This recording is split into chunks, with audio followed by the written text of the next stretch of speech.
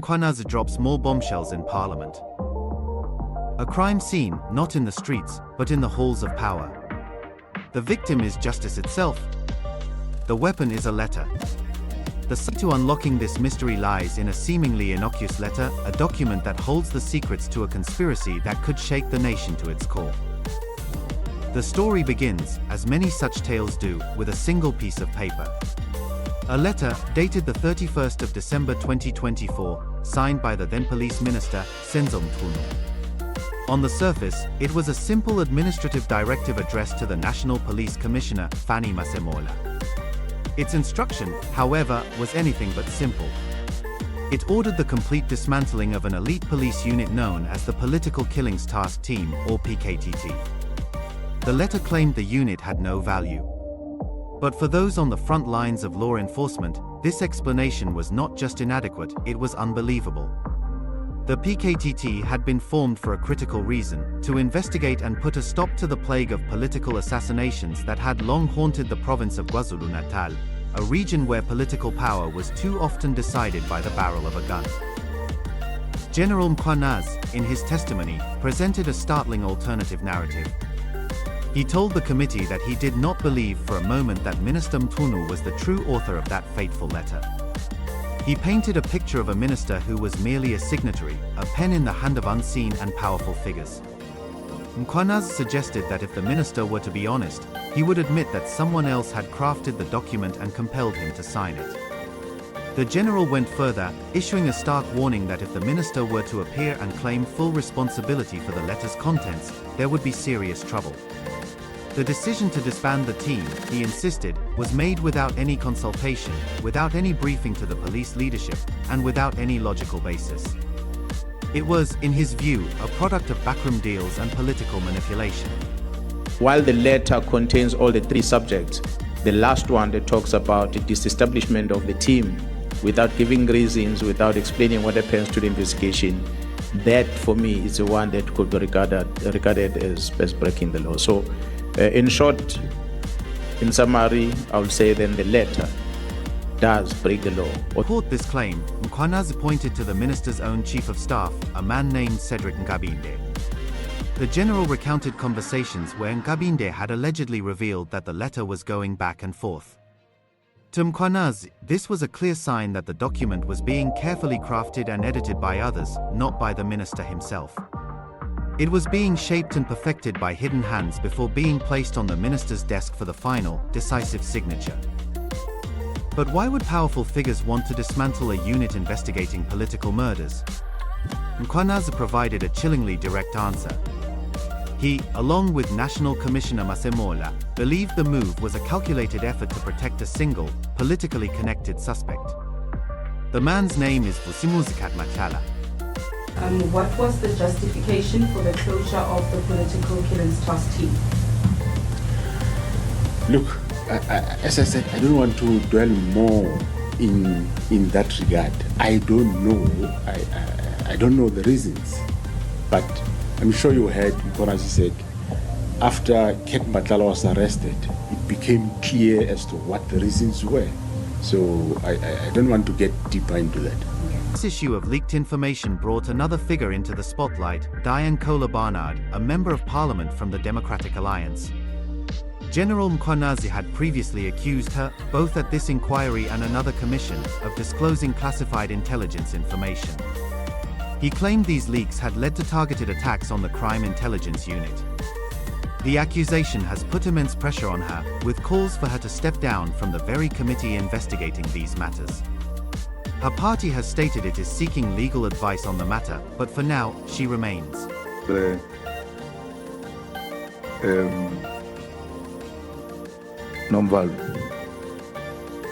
know, we must refuse the temptation to want to make a determination of representatives of other parties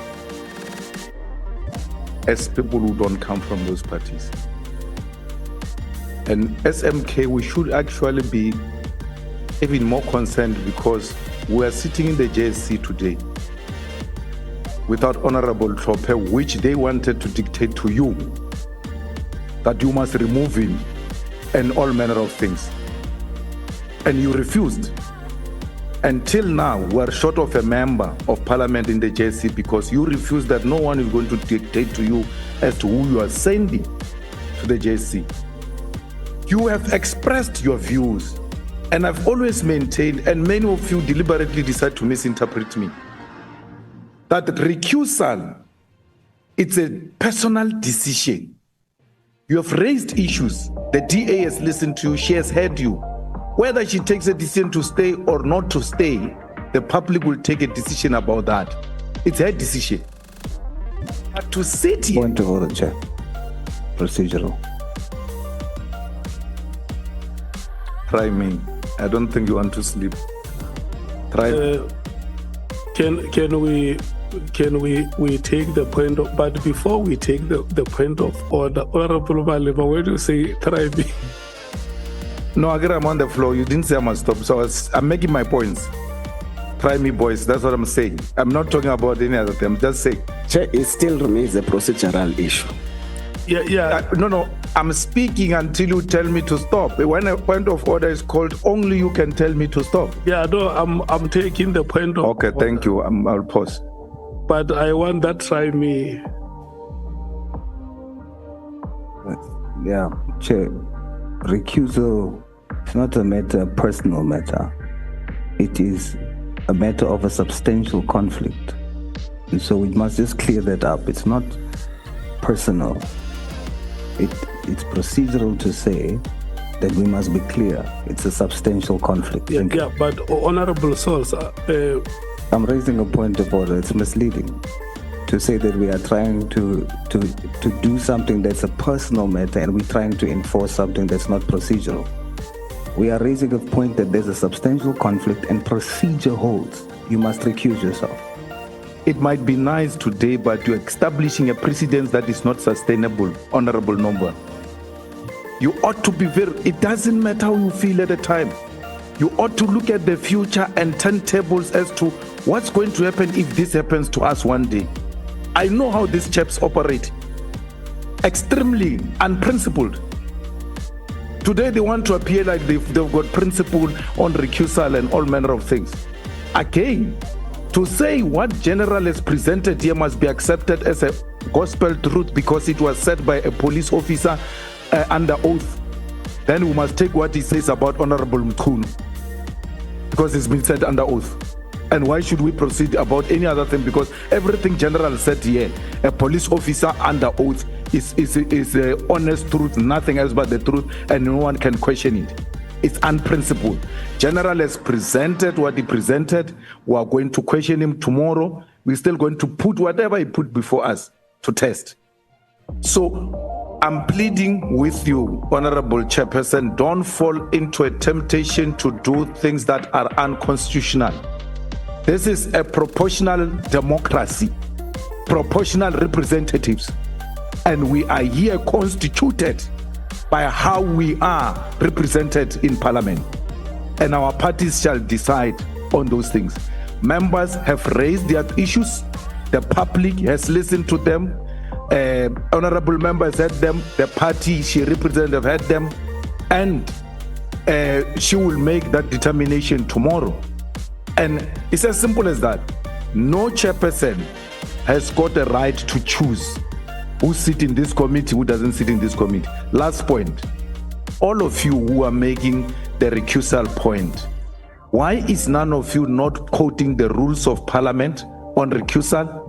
In response, General Mkhwanazi turned his attention to two other prominent names, Robert McBride, the former head of the Independent Police Investigative Directorate, IPID, and Paul O'Sullivan, a well-known private forensic investigator.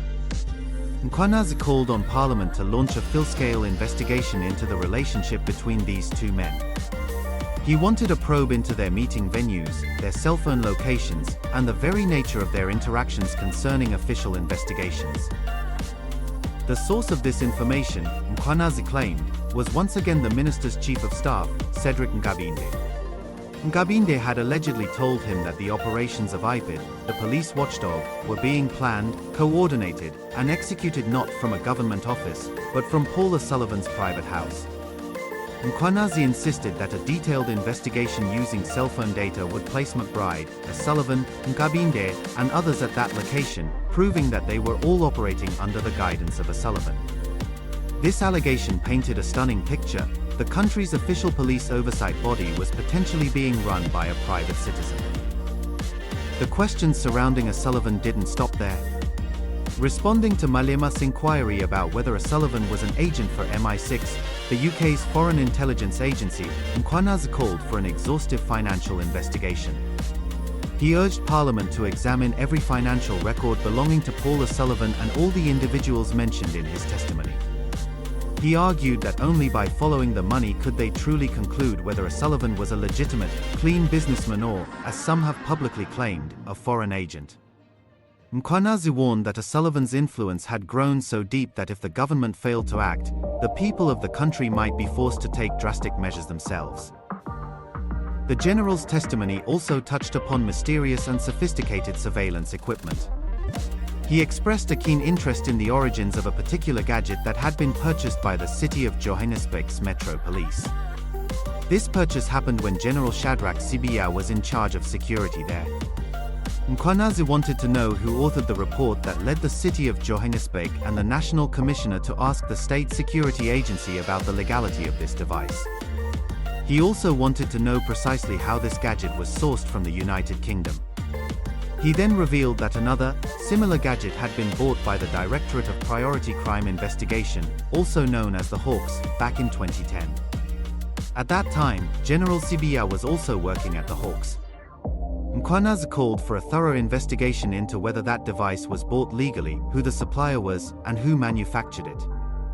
The repeated appearance of the same senior officer in connection with the acquisition of these powerful tools raised deeply troubling questions about surveillance and power. The intricate connections between the key players were further illuminated when Mkhwanazi detailed his own history with them. He spoke of how Cedric Nkabinde, the chief of staff, seemed to have been appointed to his powerful role without a clear understanding of what the job entailed. Mkhwanazi recalled Nkabinde phoning him before the official appointment to ask what a chief of staff actually does. This suggested an inexperienced individual placed in a position of immense influence, someone who had to learn on the job and even turn to the minister's former chief of staff for guidance. Claiming that this man is a comrade, the political party concern says he's not a comrade. That means the conclusion we must draw is that this is not a comrade, it's a criminal. That the minister is invited to be part of the police. The minister lied when he said he's a comrade. When I became aware of this gentleman in as early as end of September in 2024, and confirmed by the chief of staff that he's a friend of the minister. And subsequent to that, and the team started uncovering the communication on the cell phone, which happened later in May, somewhere about this year. And when they started realizing that means this Brown Mokgotsi has got more role to play in policing matters than what we think of. Of alleged corruption and political protection extended to the highest office in the land. Mkhwanazi questioned Minister Mchunu's decision to classify the IPID report on President Cyril Ramaphosa's Phala farm scandal as top secret. The scandal involved charges of defeating the ends of justice, kidnapping, and bribery related to the theft of a large sum of US dollars from the president's farm. Mchunu, known as an ally of the president, had defended his decision by saying it was necessary to protect witnesses. But Mkhwanazi was skeptical. He asked the committee why a minister would classify a report from IPID, which is not an intelligence structure. He questioned what the report was doing with the minister in the first place and whether the minister even possessed the required security clearance to make such a classification. It was another example, in his view, of the system being manipulated by those in power to protect themselves. The general's testimony also reached back in time, implicating another former police minister, Nathi Mthethwa, who recently passed away in France while serving as an ambassador. Mkhwanazi made the explosive claim that crime intelligence had secretly used a slush fund to build a 600,000 rand wall at Mthethwa's private home in KwaZulu-Natal. Honorable Chair, honorable members, people will say Mkhwanazi is very insensitive, but when we talk the honest truth, we must tell the truth. The country was in pain to listen to how much of money was spent at the former president's house, homestead at Nhlanhla. because there was an accountability that was happening at the time. But this government has never paid attention on the amount of expenditure that was incurred by crime intelligence over years. Interrogate that within the Secret Service account. The misuse of the Secret Service account. Obviously, the Joint Standing Committee is supposed to do that. It's disturbing when reports supposed to be presented to such structures to hold people accountable. That thing happens to it. We are sitting today, the country is in mourning because we lost one of our ambassadors in France. But that ambassador was a Minister of Police. As you switch on the television and you watch the homestead of the former Minister of Police, you're going to see a very big wall, perimeter wall, that was built by the money from crime intelligence. But nobody was held accountable for such, and the reports are there. So, 2011, we're experiencing all these things. It's members from crime intelligence that takes the money out of crime intelligence to use them to take control of the executive authority. The minister never asked for the wall. The members from crime intelligence took the money secret fund account to make that wall so they can get control of the minister. So tomorrow they can then loot that money on their own. Then the minister can't say anything. It's the same thing bringing us here today. Minister of Police, Minister Senzo Mchunu, was made to sign a letter. Connected this stolen consignment to the murdered entertainers. He said the drugs ended up in the hands of some of these individuals and were being circulated and sold at nightclubs in Gauteng at a cut-rate price. This act of stealing another cartel's product and undercutting their market attracted the lethal attention of the original owners, a powerful syndicate Mkhwanazi referred to as the Big Five. He stated plainly that when the cases eventually go to court, the picture that will emerge is one where one person thought he was clever by stealing another's drugs, and for that, he was killed. Mkhwanazi provided more detail on this shadowy Big Five cartel. He described its members as tenderpreneurs, individuals who had become wealthy through government contracts. They live lavish lifestyles, funded by the state, while allegedly engaging in drug trafficking, contract killings, cross-border vehicle hijackings, and extortion. He explained to the committee that he could only publicly name 2 of the 5 members because they have already appeared in court. These are Vusimuzi Nhlanhla, the same man whose arrest allegedly triggered the disbandment of the PKTT, and Getiso Molefe, another murder accused. Both men have previously been awarded government tenders worth hundreds of millions of rands. The identities of the other 3 members of the cartel are known to the police, but Mkhwanazi advised the committee to invite the crime intelligence team investigating the matter to reveal those names in a closed, in-camera session to avoid jeopardizing the case. To answer the question of the honorable member, I think it's important to look at that sketch that we've put in the statement. You are asking who are these Big Fives. We can only talk about the Big Five of those that are already arrested and they are in court. Those that have not been arrested, unfortunately, we're not in a liberty to talk about them. You will see that the Big Five on this graph are those that are marked with red on that picture on the left. So that whole group, the only names that we are making it visible here are the 2 names. Okay. And that's a name of a Vusimuzi Nhlanhla, who is known as Cat, as well as Getiso Molefe. Both individuals have been to court, and I think you are privy to the court processes related to their cases. We have the other 3 that we did not reflect here. They are known. Their names are known. I must say, Honorable Chair members, these are tenderpreneurs. These are the people that the government has been awarding tenders to. They are quite big financially. They are part of this whole lot. We did not put their names because we did not want to implicate people before they appear before court, except the others. The place that we feel comfortable to talk about it, we name the names, and the others that we're not comfortable with, we did not put the names. The Divisional Commissioner for Crime Intelligence, Lieutenant-General Nhlanhla Mkhwanazi, had previously told another commission that to become a member of this cartel, one needed to hold an official position within the criminal justice system, own a registered private security company, and possess dual citizenship to move easily across borders. The cartel's objective, he said, was to capture key elements within the justice system to ensure its own long-term survival. As the testimony continued, the focus shifted to the media's role in this saga. General Mkhwanazi accused certain journalists of being captured by rogue crime intelligence officers, used as tools to publish stories that pushed a specific agenda. Thanks for watching. Join our channel for 20 Rand per month or simply make a donation to help our channel. You get stories, first advertise a product, and get full stories on our website.